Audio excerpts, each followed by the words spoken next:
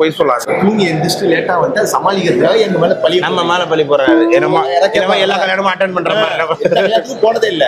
Breaker பேசி முடிச்சிட்டீங்களா? பொண்டாட்டியா வாடி போடுண்டா, பாட்டி அடுத்தவன தேடி போடுண்டா.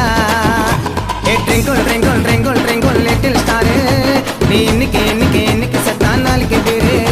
ஏ கட்டி கட்டி கட்டி